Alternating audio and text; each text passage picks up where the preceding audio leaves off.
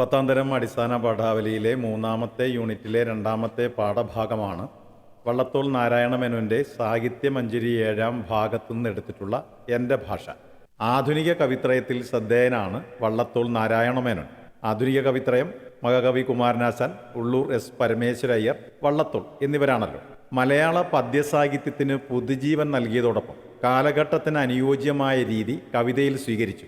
സാമൂഹിക പരിവർത്തനങ്ങൾക്കൊത്ത് ചിന്തിക്കുന്നതിനും പുതിയ ആശയങ്ങളുമായി പൊരുത്തപ്പെടുന്നതിനും വള്ളത്തോളിനുണ്ടായ കഴിവ് അദ്ദേഹത്തെ എല്ലായ്പ്പോഴും ഒരു ഉൽപ്പതിഷ്ണുവിൻ്റെ, അതായത് പുരോഗമന ആശയത്തിന് വേണ്ടി നിലകൊള്ളുന്ന വ്യക്തി നിലയിലേക്ക് ഉയർത്തി. പ്രസാദാത്മകതയുടെ പ്രതിബിംബനമാണ് വള്ളത്തോൾ കവിതയെ സവിശേഷമാക്കുന്നത്. വള്ളത്തോൾ കവിതയുടെ അനുഭൂതി രസങ്ങൾ ഏറ്റവും സുന്ദരമായി പ്രകാശിക്കുന്നത് പുരാതന ഭാരതത്തിലെ സമാരാധ്യരായ സ്ത്രീ പുരുഷന്മാരെ അവതരിപ്പിക്കുമ്പോഴാണ്. പൗരാണികതയെയും ആധുനികതയെയും സമഞ്ജസമായി യോജിപ്പിച്ച് കലാസുന്ദരമായി അവതരിപ്പിക്കാൻ വള്ളത്തോളിന് അസാമാന്യമായ കഴിവ് ഉണ്ടായിരുന്നു. 1916 മുതൽ 1929 വരെയുള്ള 13 വർഷത്തിനിടയിലാണ് സാഹിത്യമഞ്ജരി 1 മുതൽ 7 വരെയുള്ള ഭാഗങ്ങൾ പ്രസിദ്ധം ചെയ്തത്. വള്ളത്തോളിൻ്റെ കാവ്യജീവിത വൃത്തിയുടെ ഏറ്റവും സാഫല്യം നിറഞ്ഞ വർഷങ്ങളായിരുന്നു അത്. ആശയ പൗഷ്കല്യവും ഭാവസാന്ദ്രതയും രൂപഭംഗിയുമുള്ള വള്ളത്തോൾ കവിതകളുടെ ഉജ്ജ്വല പ്രവാഹങ്ങളാണ് സാഹിത്യമഞ്ജരികളിൽ കാണുന്നത്. സാഹിത്യമഞ്ജരി 7ാം ഭാഗത്തു നിന്നും എടുത്തിട്ടുള്ളതാണ് പാഠഭാഗം. പാഠഭാഗത്തിൻ്റെ തുടക്കത്തിൽ കൊടുത്തിരിക്കുന്ന വരികൾ നമുക്കൊന്ന് ശ്രദ്ധിക്കാം. നമ്മൾ ഉയരേകിയ വാക്കുകൾ തോളോട് തോൾ ചേർന്ന് നമ്മുടെ നാടിനെ നിർമ്മിക്കുന്നു. ഏതൊരു വ്യക്തിയെയും രൂപപ്പെടുത്തുന്നതിൽ അവരുടെ ഭാഷയ്ക്ക് വലിയ പങ്കുണ്ട്. ഭാഷ വ്യക്തിയെ രൂപപ്പെടുത്തുന്നു, വ്യക്തി ദേശത്തെ രൂപപ്പെടുത്തുന്നു. ഒരു നാടിനെ തന്നെ നിർമ്മിക്കുന്നതിൽ ഭാഷയ്ക്കുള്ള ശക്തി തിരിച്ചറിയുമ്പോഴാണ് ഭാഷയോട് വ്യക്തിക്ക് സ്നേഹവും ആദരവും ഉണ്ടാകുന്നത്. നമ്മൾ എന്താണോ അതാണ് സംസ്കാരം, നാം നേടുന്നതെന്തോ അതാണ് പരിഷ്കാരം. മാതൃഭാഷയുടെ മഹത്വത്തെ മാതാവിനോടൊപ്പം ചേർത്ത് വയ്ക്കാനാണ് ഇവിടെ കവി ആഗ്രഹിക്കുന്നത്. ഇനി നമുക്ക് കവിത വായിച്ച് മനസ്സിലാക്കാം. മിണ്ടിത്തുടങ്ങാൻ ക്ഷമിക്കുന്ന പിഞ്ചിളം ചുണ്ടിന്മേലം മിഞ്ഞ പാലോടൊപ്പം അമ്മയെന്നുള്ള രണ്ടക്ഷരമല്ലയോ സമ്മേളിച്ചിടുന്നതൊന്നാമതായി. മറ്റുള്ള ഭാഷകൾ കേവലം ധാത്രിമാർ, മർത്യനു പേറ്റമ്മ തൻ ഭാഷ താൻ. മാതാവിൻ വാത്സല്യ ദുഗ്ധം നുകർന്നാലേ പൈതങ്ങൾ പൂർണ്ണ വളർച്ച നേടൂ. അമ്മ താൻ തന്നെ പകർന്നു തരുമ്പോഴേ നമ്മൾക്കമൃതുമൃതായി തോന്നൂ. ഏതൊരു വേദവും ഏതൊരു ശാസ്ത്രവും ഏതൊരു കാവ്യവും ഏതൊരാൾക്കും കൃത്തിൽ പതിയേണമെങ്കിൽ സ്വഭാഷതൻ വക്രത്തിൽ നിന്നു താൻ കേൾക്കവേണം.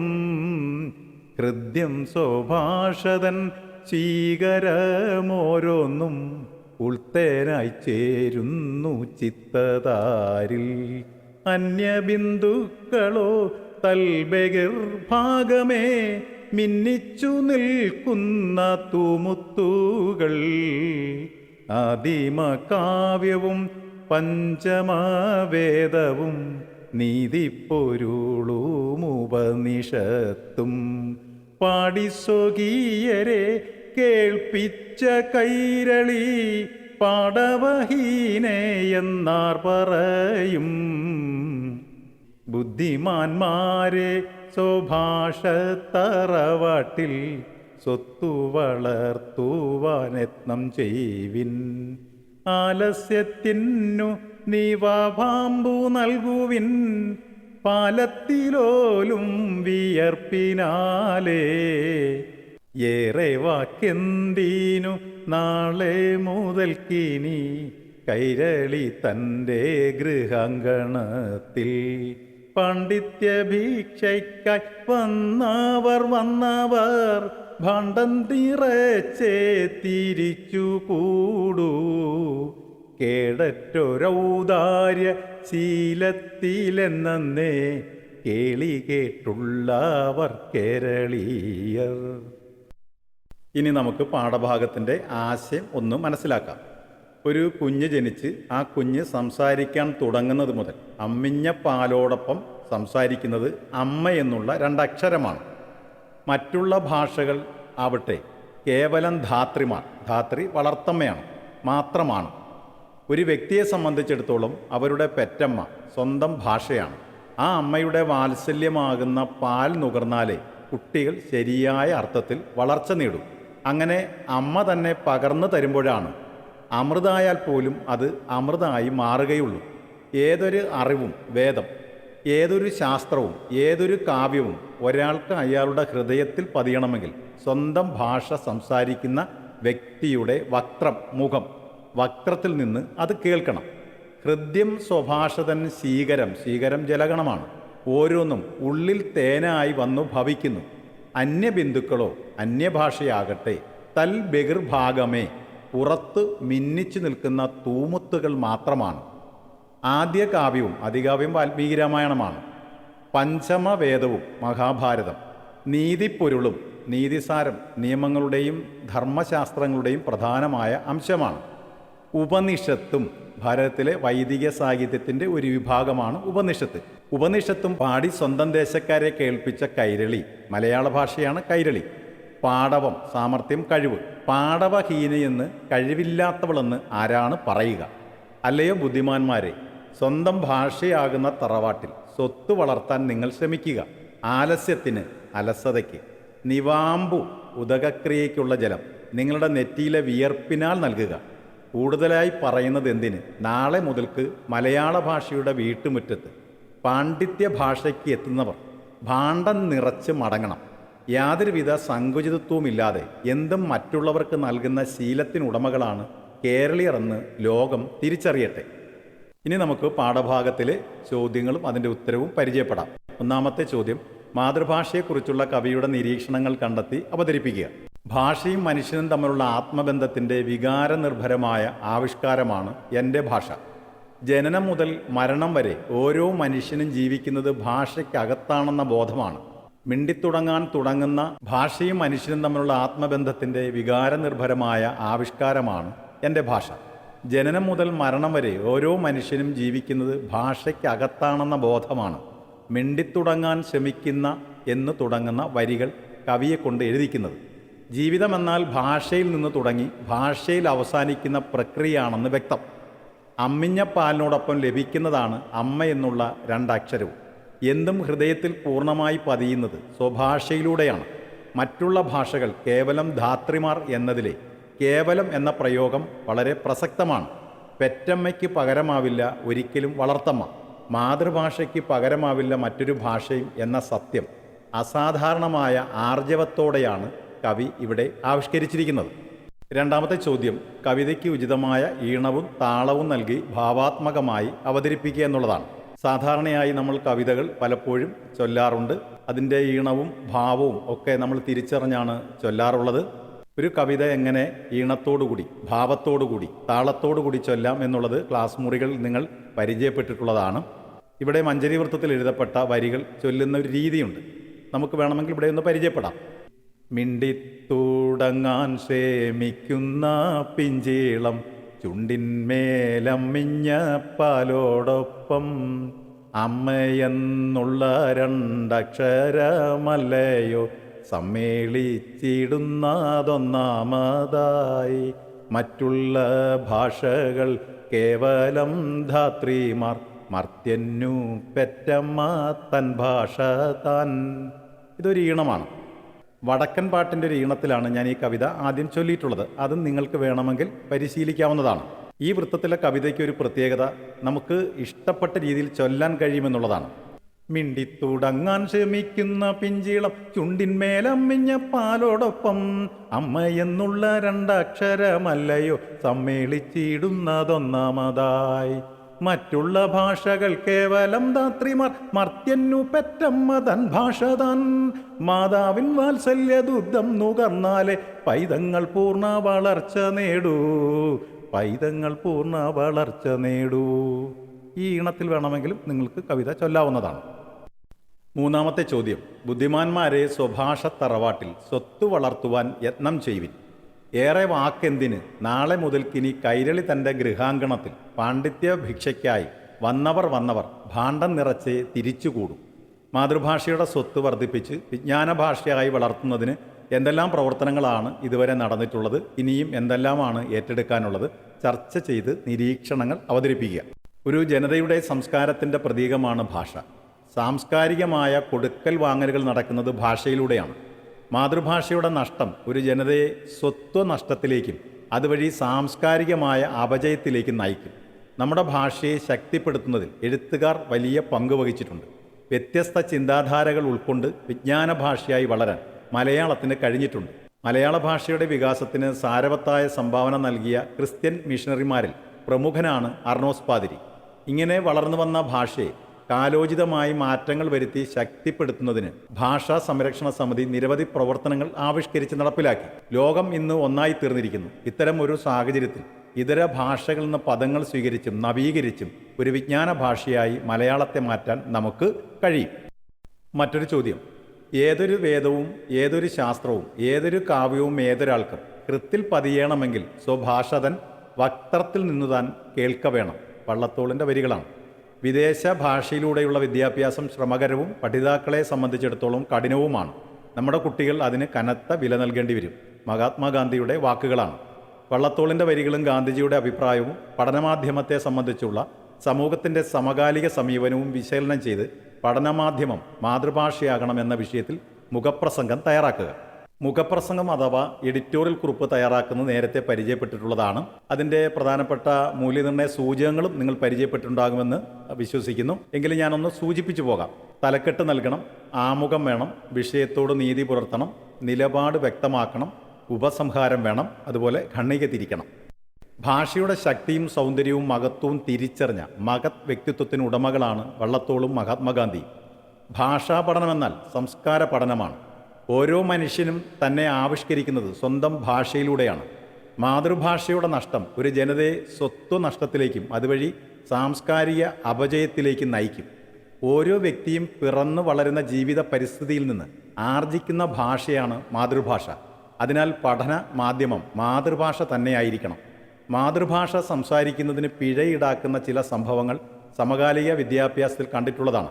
മാതൃഭാഷ നിഷേധിക്കുന്നതിലൂടെ സ്വന്തം വ്യക്തിത്വം തന്നെ ഇല്ലാതാകുന്നു എന്നുള്ള സത്യം നാം തിരിച്ചറിയണം.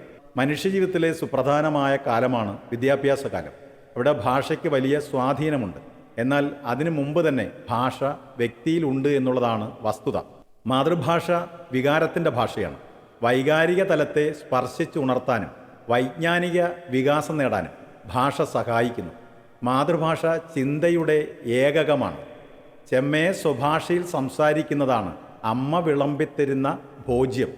മറ്റുള്ള ഭാഷകൾ കേവലം ധാത്രിമാർ, മർത്യന് പെറ്റമ്മ തൻ ഭാഷ താൻ. ഇത്തരം കവിവാക്യങ്ങൾ മാതൃഭാഷയുടെ പ്രാധാന്യം തന്നെയാണ് വിളിച്ചറിയിക്കുന്നത്. അതിനാൽ ഓരോ വ്യക്തിക്കും ഉള്ള പഠനമാധ്യമം മാതൃഭാഷ തന്നെ ആയിരിക്കണമെന്നതിൽ തർക്കമില്ല. മറ്റൊരു ചോദ്യം. മാതൃഭാഷ പ്രമേയമായി വരുന്ന കവിതകൾ ശേഖരിച്ച് കവിതയരങ്ങ് സംഘടിപ്പിക്കുക എന്നുള്ളതാണ്. നിങ്ങൾക്ക് ക്ലാസ് മുറിയിൽ ചെയ്യാവുന്ന ഒരു പ്രവർത്തനമാണ്. എനിക്ക് പരിചയമുള്ള ഏതാനും കവിതകളിലെ വരികൾ ഞാനൊന്ന് ചൊല്ലി അവതരിപ്പിക്കാം. മലയാള ഭാഷയെ ഒരു നർത്തകിയായി കണ്ടുകൊണ്ട് ചങ്ങമ്പുഴ എഴുതിയ കവിതയാണ് കാവ്യ നർത്തകി. നമുക്കൊക്കെ പരിചയമുള്ളൊരു കവിതയാണത്. കനകച്ചിലങ്കാക്കിലുങ്ങി കാഞ്ചന കാഞ്ചി കുലുങ്ങി കുലുങ്ങി കടമേഴിക്കോണുകളിൽ സ്വപ്നം മയങ്ങി കതിരുതിർപ്പൂ പുഞ്ചിരി ചെഞ്ചുണ്ടിൽ തങ്ങി ഒഴുകും മുടയാടയിലൊളിയലകൾ ചിന്നി അഴകോരുടലാർന്ന പോലങ്ങനെ മിന്നി മതിമോഹന ശുഭനർത്തനമാടുന്നൈ മകിതേ മമ മുന്നിൽ നിന്നു നീ മലയാള കവിതേ. ഈ കവിതയുടെ അവസാന വരികളൊക്കെ ഭാഷയോടുള്ള കവിയുടെ അടങ്ങാത്ത ഒരു ആവേശം എന്താണെന്ന് നമുക്ക് മനസ്സിലാക്കാൻ കഴിയും. ആത്മബന്ധം തിരിച്ചറിയാൻ കഴിയും. തവ തലമുടിയിൽ നിന്നോരു നാരു പോരും തരികന്നെ തഴുകട്ടെ പെരുമായും പേരും പോവുന്നോ നിൻ നൃത്തം നിർത്തി നീ ദേവി അയ്യോ പോവല്ലേ പോവല്ലേ പോവല്ലേ ദേവി. ഇങ്ങനെയാണ് മലയാള ഭാഷയോട് ചങ്ങമ്പുഴ അഭ്യർത്ഥിക്കുന്നത്. കുരീപ്പുഴ ശ്രീകുമാറിൻ്റെ വളരെ ശ്രദ്ധേയമായൊരു കവിതയാണ്. ഭാഷയുമായി ബന്ധപ്പെട്ടതാണ്. ഭാഷയുടെ അവസ്ഥകളെ കൃത്യമായി വ്യക്തമാക്കുന്നതാണ് അമ്മ മലയാളം. കാവ്യക്കരുക്കളിൽ താരാട്ടുപാട്ടിൻ്റെ ഈണച്ചതിച്ചേലറിഞ്ഞു ചിരിച്ചൊരാൾ ഞെട്ടിത്തെറിച്ചു തകർന്നു ചോദിക്കുന്നു, വിറ്റുവോ നീ എൻ്റെ ജീവിത ഭാഷയെ? ഓലയും നാരായവും കാഞ്ഞിരത്തിൻ്റെ ചോലയിൽ വച്ചു നമിച്ചു തിരിഞ്ഞൊരാൾ ആദിത്യനേത്രം തുറന്നു ചോദിക്കുന്നു, ഏതു കടലിൽ എറിഞ്ഞു നീ ഭാഷയെ? ചിഞ്ചിലം നിന്നു ചിലങ്കകളൂരിട്ട് നെഞ്ചത്തു കൈവച്ചു ചോദിക്കയാണൊരാൾ, ചുട്ടുവോ നീ എൻ്റെ കേരള ഭാഷയെ? വീണപൂവിൻ്റെ ശിരസ്സു ചോദിക്കുന്നു, പ്രേമസംഗീത തപസ്സു ചോദിക്കുന്നു, ചിത്രയോഗത്തിൻ നഭസ്സു ചോദിക്കുന്നു, മണിനാദമാർന്ന മനസ്സു ചോദിക്കുന്നു, പാടും പിശാച് ശപിച്ചു ചോദിക്കുന്നു, പന്തങ്ങൾ പേറും കരങ്ങൾ ചോദിക്കുന്നു, കളിയച്ചനെയ്ത കിനാവു ചോദിക്കുന്നു, കാവിലപ്പാട്ടിൻ കരുത്തു ചോദിക്കുന്നു, പുത്തരി ചുണ്ടയായി ഗോവിന്ദ ചിന്തകൾ പുസ്തകം വിട്ടു തഴച്ചു ചോദിക്കുന്നു, എവിടെ എവിടെ സഹ്യപുത്രി മലയാളം? എവിടെ എവിടെ സ്നേഹപൂർണ മലയാളം? ഭാഷയുമായി ബന്ധപ്പെട്ട് പ്രൊഫസർ വി മധുസൂദൻ നായർ എഴുതിയ വാക്ക് എന്ന കവിതയും വളരെ പ്രധാനപ്പെട്ട ഒരു കവിതയാണ്.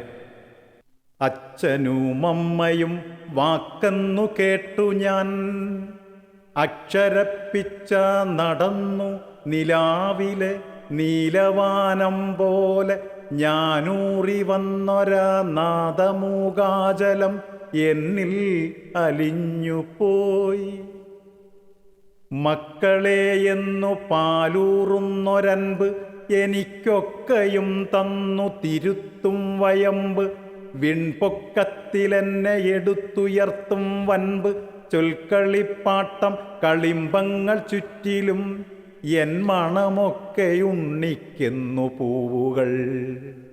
ഈ അമൃതെല്ലാം നിനക്കെന്നരുവികൾ, നീ വിളക്കാവുകെന്നർക്കചന്ദ്രാനലർ. താളമേ നീ എന്നു താരാട്ടുകാറ്റുകൾ, മുന്നമേ വന്നു നിറഞ്ഞൊരാകാശമൻ. കണ്ട തമ്പുരുവിൽ തുടർന്നു ശ്രുതിസാധകം, കാലം കടഞ്ഞോരു വിസ്മയം നക്ഷത്രനാളമായി നിന്നു വിദൂരമരീചിയായി. എന്നെയുറക്കാൻ കിടത്തുമ്പോഴും മെല്ലെ മെല്ലെ ഇരുട്ടിനുമപ്പുറം പ്രളയത്തിലൊന്നായി അലിയിച്ചെടുക്കുമ്പോഴും, പിന്നെ ഞാനറിയാതെ വിളിച്ചുണർത്തുമ്പോഴും, എന്തിനെന്നില്ലാതെ ഉദയഗതി വിലയങ്ങളെന്നിലൂടെന്നും ആവർത്തിച്ചിടുമ്പോഴും, വാക്കൻ്റെ അമ്മയും അച്ഛനുമാകുന്നു, വാക്കിൻ വിരൽ തൂങ്ങിയല്ലോ നടക്കുന്നു. മലയാള ഭാഷ നേരിടുന്ന ദൈന്യം ബാലേന്ദ്ര ചുള്ളിക്കാട് വളരെ വ്യക്തമായി അദ്ദേഹത്തിൻ്റെ കവിതയിൽ അവതരിപ്പിച്ചിട്ടുണ്ട്. ഇതിലൊരു 4 വരി ഞാൻ നിങ്ങൾക്ക് പറഞ്ഞു തരാം. മുടിഞ്ഞ മലയാളമേ, മുല പറിച്ച പരദേവതേ, നിനക്ക് ശരണം മഹാബലിയടിഞ്ഞ പാതാളമോ എന്നാണ് ചോദിച്ചിരിക്കുന്നത്. ഇനി നിങ്ങൾക്ക് പരിചയപ്പെടാനായി യൂസഫ് അലി കേച്ചേരിയുടെ മലയാളം, ചെമ്മനം ചാക്കയുടെ മമ്മി, സച്ചിദാനന്ദൻ്റെ മലയാളം, ഇത്തരം കവിതകളൂടി ശേഖരിച്ച് ക്ലാസ് മുറിയിൽ നിങ്ങൾക്ക് നല്ല ഒരു കവിത അരങ്ങ് സംഘടിപ്പിക്കാവുന്നതാണ്.